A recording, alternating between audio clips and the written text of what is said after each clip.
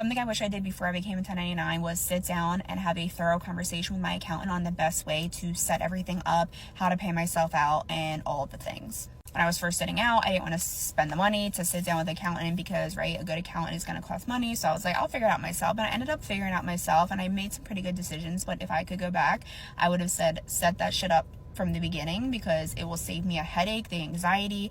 Taxes give me anxiety, all of it does, and that's not my bag. So I would sit down earlier and do that with an accountant. Now, based on how your LLC and everything is set up will affect what you pay in taxes and what your obligations are.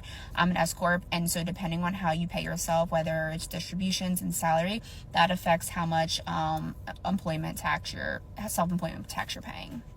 Not only just the self-employment tax and things like that, but knowing what deductions are possible, not possible, and will benefit you, because especially, if you're working for yourself, you need to maximize your deductions so you don't get slammed with taxes. And then also, should you be paying just the yearly taxes, or, do you have to pay quarterly? Again, we don't get taught this in school. So for me, getting an accountant this year is probably the first year I had an accountant that sat down and explained it to me, and just my mental state feels so much better because I know I'm going in the right direction, and then I can plan for the whole year ahead instead of just panicking next time it's tax season like I've been doing the past couple years.